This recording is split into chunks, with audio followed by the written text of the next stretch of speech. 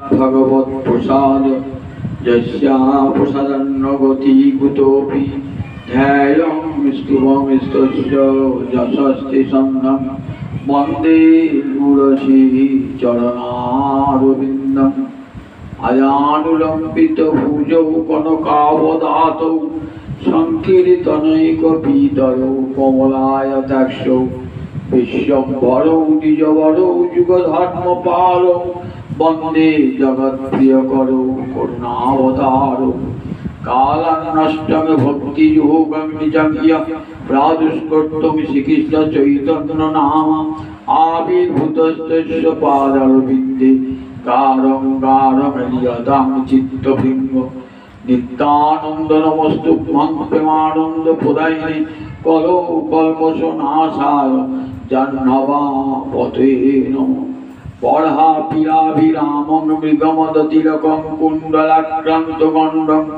কঞ্জাক্ষং কম্বুকণ্ঠং স্মিতশুভগমুখং সাধরেণস্তবেণু শ্যামং শান্তং ত্রিভঙ্গং রবিকরবসনং ভূষিতং বৈজয়ন্তং বন্দে বৃন্দাবনস্থং যুবতী শতপ্রীতং ব্রহ্ম গোপালভীষং মহাভাবস্বরূপাতং কৃষ্ণ প্রিয়া পরিয়সী প্রেম ভক্তি প্রদে দেবী রাধিকে তং নমাম্যহং বৃন্দাবৈ তুলসী দেবৈ প্রিয়া বৈ কেশবস্য চ কৃষ্ণ ভক্তি প্রদে দেবী সত্যভক্তৈ নমো নমঃ বাঞ্ছাকল্পতরুভ্যশ্চ কৃপাসিন্ধুভ্য এব চ পতিতানাং পাবনেভ্যো বৈষ্ণবেভ্যো নমো নমঃ জয় রূপ সনাতন ভট্ট রঘুনাথ শ্রীজীব গোপাল ভট্ট দাস রঘুনাথ এই ছয় গোসাইয়ের করি চরণ বন্দন যাহা হইতে বিঘ্ন নাশ অভীষ্ট পূরণ। জয় নিতাই জয় নিতাই জয় নিতাই। সমস্ত ভক্তবৃন্দে চরণ আমার কোটি কোটি দণ্ডবত পরিবাদ। আজ পূর্ণ জ্যৈষ্ঠ মাসের শুক্লপক্ষের দশমী তিথি, বৃহস্পতিবার। জ্যৈষ্ঠ মাস, এই মাসে অধিপতি হলেন, অধিদেবতা হলেন ত্রিবিক্রম ভগবান শ্রীহরি। তিনটে পদবিক্ষেপে সমগ্র বিশ্ব ব্রহ্মাণ্ডকে আক্রমণ করেছিলেন। তাই ভগবান একটি নাম ত্রিবিক্রম, তিনটি পদক্ষেপ। আর সেই জ্যৈষ্ঠ মাসে শুক্লপক্ষের দশমী তিথি, এই তিথিটির নাম দশহরা। নাম শুনেই বুঝতে পারছেন, 10 জন্মের 10 পাপ হরণ করে নেয় যদি আজ মা গঙ্গায় স্নান করা হয়। এটি উপলক্ষণে বলা হয়েছে, মা গঙ্গায় একদিন স্নান করলেই কোটি কোটি পাপ ধ্বংস হয়ে, কোটি কোটি জন্মের পাপ ধ্বংস হয়ে যায়। রোগং শোকং পাপং তাপং হরমে ভগবতী কুমতি কলাপং। আচার্য শঙ্কর প্রার্থনা করেছেন, যত যত পাপ সমস্ত ধ্বংস হয়ে যায় মা গঙ্গায় স্পর্শ করলে বাড়ি হয়ে যায়। সেই মা গঙ্গায় আজকে স্নান একটা বিশেষ তিথি। এই তিথিতে স্নান করলে পরে মা গঙ্গা, যে স্নাত ব্যক্তি, তার 10 জন্মের 10 পাপ হরণ করে নেন। মা গঙ্গা এসেছিলেন সত্যযুগে অক্ষয় তৃতীয়ায়। মা গঙ্গা ভগীরথের কাতর প্রার্থনা। ভগীরথ ছিলেন সগর বংশের নৃপতি। তার পূর্বপুরুষ কপিমুনি সাপে ভস্মীভূত হয়েছিল। মুনি বলেছিলেন, গঙ্গার পবিত্র বাড়ি স্পর্শে পেলে তোমার পূর্বপুরুষেরা প্রাণ ফিরে পাবে। তাই ভগীরথ সুকঠোর তপস্যা করেন হিমালয়ের শৃঙ্গে বসে। মা গঙ্গা দেখা দেন এবং বলেন, আমি তোমার প্রার্থনায় তুষ্ট হয়েছি, আমি শীঘ্রই মর্তে নেমে যাব। মা গঙ্গা শ্রীহরির চরণচ্যুত বাড়ি। নারদের কীর্তনে রাধা মাধবীর অঙ্গবতী ঘর্ম বাড়ি চরণ ছুঁয়ে নেমে আসে মন্দাক স্বর্গগঙ্গা মন্দাকিনী। পাতাল মর্তে ভাগীরথী এবং পাতালে ভগবতী ত্রিধারায়। তাই গঙ্গার একটি নাম ত্রিপথগা বা ত্রিপথগামিনী। সুগত তপস্যা যখন করেন তখন গঙ্গা বলেন, আমি যখন নেমে যাব পৃথিবীতে তখন আমার বেগ ধারণ করবে কে? তখন মা, তা তো আমি জানি না, তোমার বেগকে ধারণ করতে পারে, তাহলে তুই মহাদেবের তপস্যা কর। মহাদেব এই সুকট তপস্যা করে মহাদেব রাজি হলেন গঙ্গার বেগ ধারণ করতে। হরিপাদ পদ্ম নিশ্চিত জলধারা মাথায় ধারণ করবে বলে বুঝে আছেন বৈষ্ণবানাং যথাসম্ভব সমস্ত বৈষ্ণবীর অগ্রণী। তিনি তার জটা জালে গঙ্গাকে ধারণ করলেন। আবার ভগীরথের সুকট তপস্যা আরম্ভ হল। ভগীরথের জটা জাল থেকে মা গঙ্গা এলেন। মা গঙ্গা এসে জন্মমণির আশ্রমকে ভাসিয়ে দিলেন। জন্মমণি এক গঙ্গুষী গঙ্গাকে পান করলেন। ভগীরথ পুনরায় তপস্যায় বসলেন। তখন জন্মমণি দুষ্ট হয়ে তার জানো হতে গঙ্গাকে বার করে দিলেন। গঙ্গার একটি নাম হয়ে গেল জাহ্নবী। মর্তে প্রবাহিত হলো ভাগীরথী রূপে, কিন্তু পাতালে না নিয়ে গেলে তো মাকে তার উদ্দেশ্য সিদ্ধ হবে না। তাই ভগীরথ শঙ্খ বাজাতে চললেন পাতালে। পাতালে মা গঙ্গা নেমে গেলেন ভোগবতী রূপে। আর সেই পবিত্র বাড়ির স্পর্শে সর্বরাজার 60,000 পুত্র পুনরায় জীবন পেয়ে গেল। শুধু সর্বরাজার 60,000 ছেলে নয়, দেখুন যুগে যুগে যত পাপী তাপী মানুষ আসবে, যত অভিশপ্ত মানুষ হোক না কেন, গঙ্গার জলে স্নান করলে সে পবিত্র হয়ে যাবে। তাই ভগীরথের জন্য আজ আমরা হরিপাদ পদ্ম নিশ্চিত গঙ্গাকে পেয়েছি, যে গঙ্গার সামান্য মাত্র বাতাস অঙ্গে লাগলেও মানুষ পবিত্র হয়ে যায়। এই তো গঙ্গার একটা রূপ দেখছেন, কিন্তু আজ আর একটা কারণে এই তিথি আমাদের কাছে বড় স্মরণীয় এবং বরণীয়। আপনারা জানেন নিত্যানন্দে এক পুত্র এক কন্যা। কন্যাটির নাম গঙ্গা। কন্যাটি কিন্তু জ্যেষ্ঠা, প্রথমেই জন্মগ্রহণ করে। সেই গঙ্গা আজ এই শুভ দিনে মর্তে আবির্ভূত হয়েছিলেন। মহাপুরুষ 24 বছর বয়সে সন্ন্যাস গ্রহণ করে পুরী ধামে চলে গেলেন। 6 বছর ভারতবর্ষে কাশী বৃন্দাবন এইসব জায়গা ঘুরে আর শেষ 18 বছর রইলেন পুরী ধামে। প্রতি বছর এই গৌড়দেশের শিষ্যরা, গৌড়দেশের ভক্ত, তারা প্রতি বছর যেতেন রথযাত্রার পূর্বেতে এবং গৌড় দর্শন করে রথযাত্রার পরে চাতুর্মাস ব্রত সেরে ফিরে আসতেন। সঙ্গে নিতাই চাঁদ যেতেন, অদ্বৈত প্রভু যেতেন। এক বছর মহাপ্রভু নিতাই চাঁদকে কাছে ডেকে বললেন, শিবার প্রতি বছর তুমি নীলাচলে এসো না, জানো আমি এই জগৎকে বিশ্বকে নাম প্রেমে ভরিয়ে দিই। আমার মাতামহ আমার নাম লিখেছিলেন বিশ্বম্ভর, কিন্তু আমার সেই বাঞ্ছা তো পূর্ণ হলো না। আমি রাধা প্রেমে বিভোর হয়ে মুনি ধর্ম গ্রহণ করে পুরীর গঙ্গা মন্দির রয়ে গেলাম। জগৎ জীবের মুক্তি দান করবে কে? জগতে হরিনাম এবং প্রেম দান করবে কে? তুমি যদি মুনি ধর্ম গ্রহণ করো, তাই আমার আদেশ তুমি চলে যাও রাট দেশে এবং সেখানে গিয়ে নয়নে দেখিবে যারে নাম প্রেমে দিও তারে, দেখুনি তাহাই কেহ যেন বঞ্চিত না হয়। নিতাইয়ের অনিচ্ছা গৌর সেবা ছেড়ে রাট দেশে আসতে, কিন্তু আজ্ঞা পালন তো সেবকের ধর্ম। তাই বহু বড় কষ্ট বেদনা নিয়ে তার সঙ্গীগণকে সঙ্গে নিয়ে রাট দেশে এলেন। সমস্ত গঙ্গার দুই কূলে সর্বত্র আমার গৌর হরির নাম, কৃষ্ণ নাম বিলাতে বিলাতে ভজ গৌরাঙ্গ কহ গৌরাঙ্গ লহ গৌরাঙ্গের নামেরি, যে জনা গৌরাঙ্গ ভজে সে হয় আমার প্রাণেরি। হরে কৃষ্ণ কৃষ্ণ কৃষ্ণ হরে হরে, হরে রাম রাম রাম হরে হরে। গঙ্গার দুই তীরে সমস্ত গ্রামে গঞ্জে সর্বত্র নাম বিলাতে লাগলেন। তার দ্বাদশ গোপাল, দ্বাদশ উপগোপালকে সঙ্গে নেবে এবং আরো বহু সঙ্গী রয়ে নগরী নগরী গ্রামে গ্রামে সর্বত্র অক্রোধ পরমানন্দ নিত্যানন্দ রায় আমার অভিমানে শূন্য নিতাই নগরে বেড়ায়। চণ্ডাল পতিত জীবে ঘরে ঘরে যাইয়া হরিনামে মহামন্ত্র দিচ্ছেন বিলাইয়া।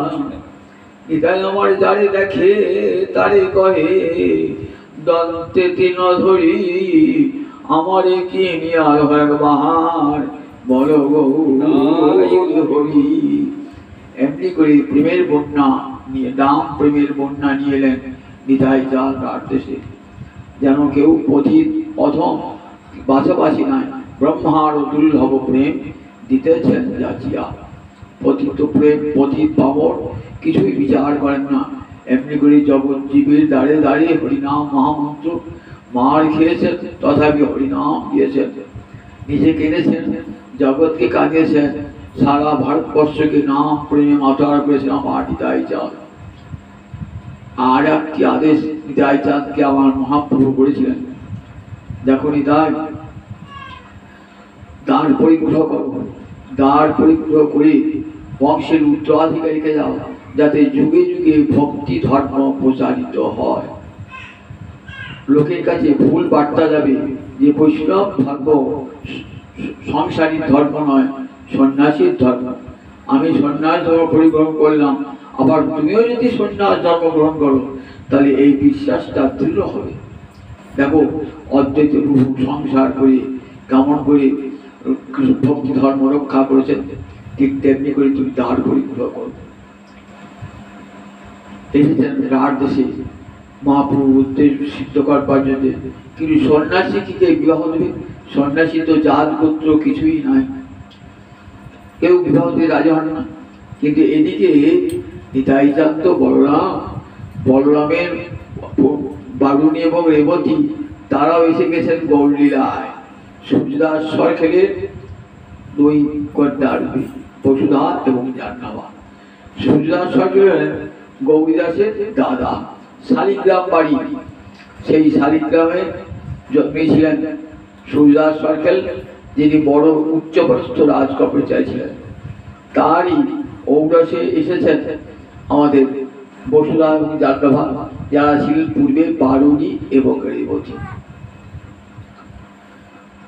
কালনায় যখন উপস্থিত হয়েছেন তখন কালনায় থাকতেন সূর্যদাস সরকার।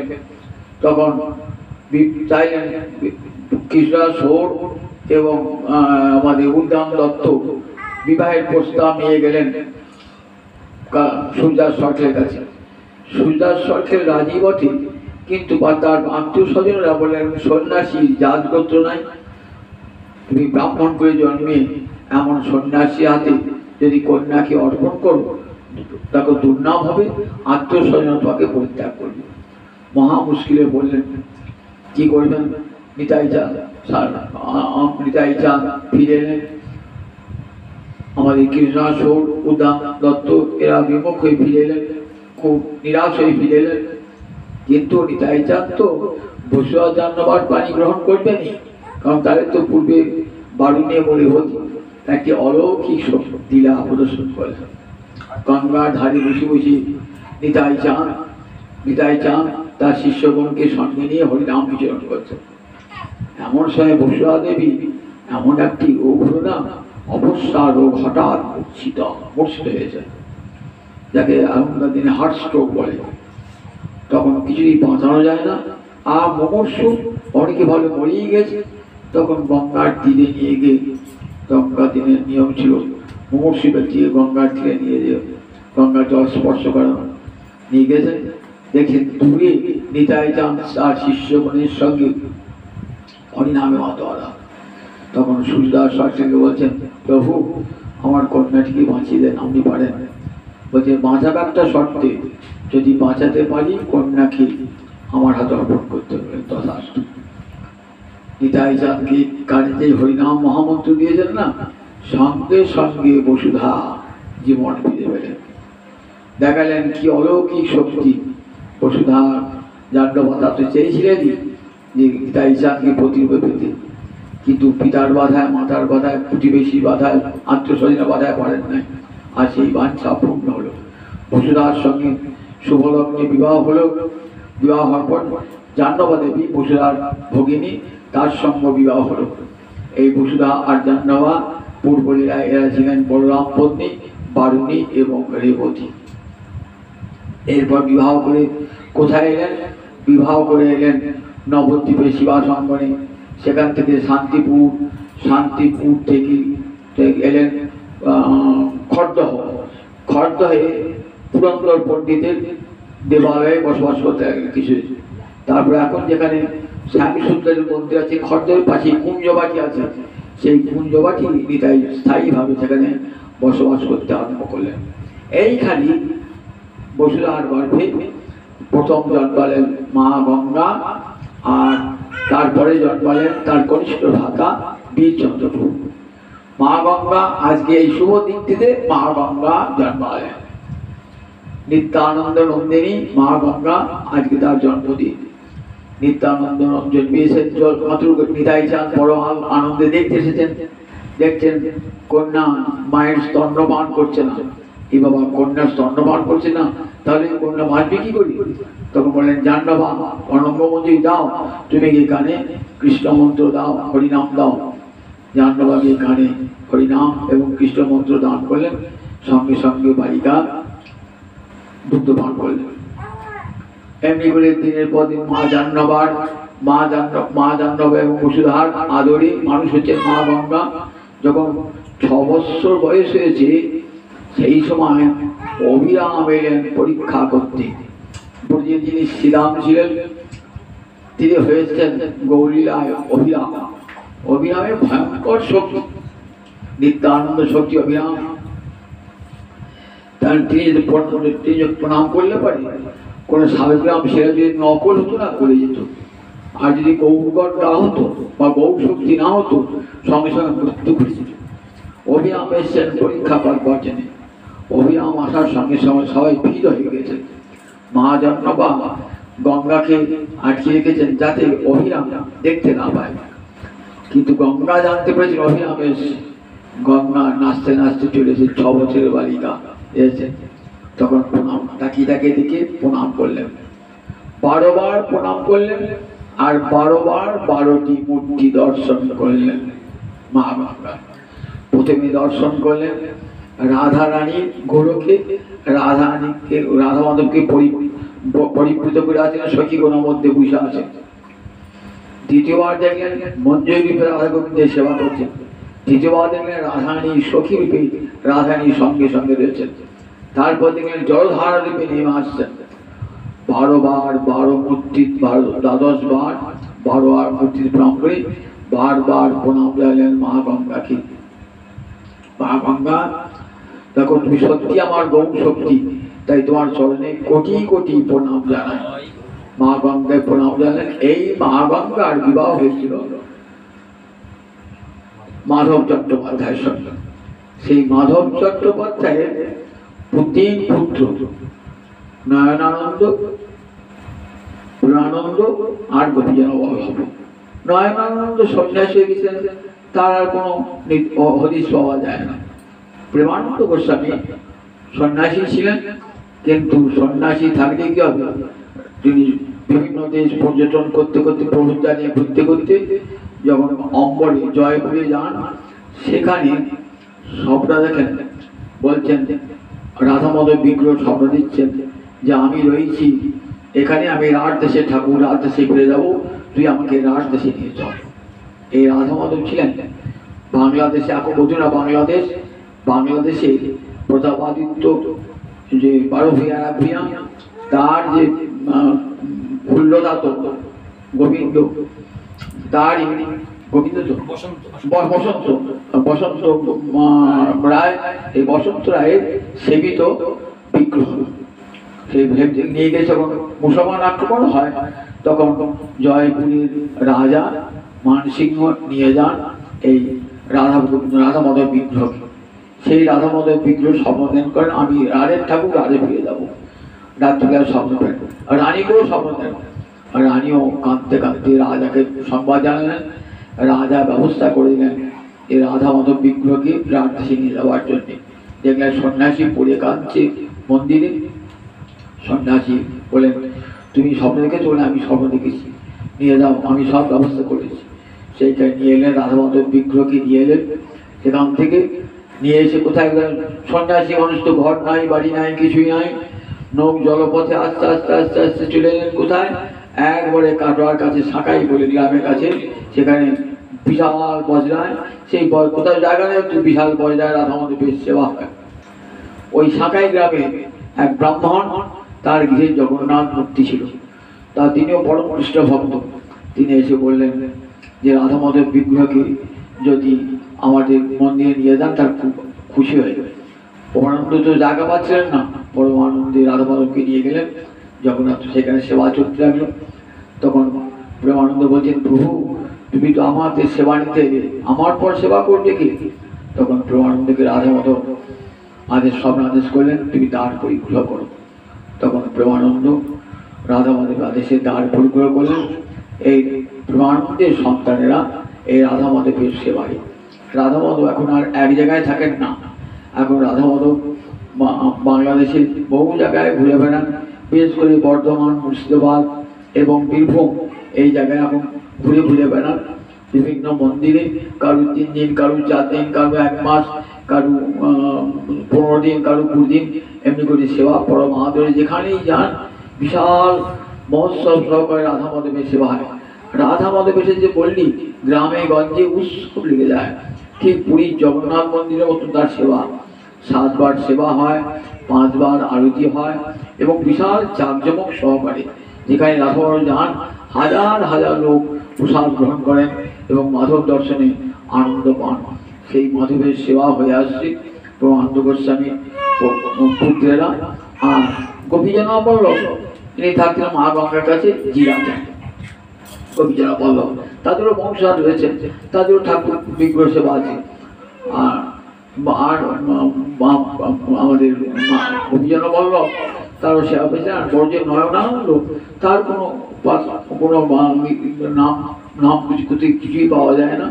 এখন বর্তমানে প্রেমানন্দ গোস্বামী রাধা মাধবের সেবা এখন অনেকেই জানে যে প্রেমানন্দ গোস্বামী রাধা মাধব।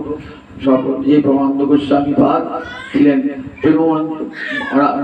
মা গঙ্গা ছিলেন প্রেমঞ্জলি, সেই প্রেমঞ্জলির সন্তান এই প্রেমানন্দ গোস্বামী প্রভু।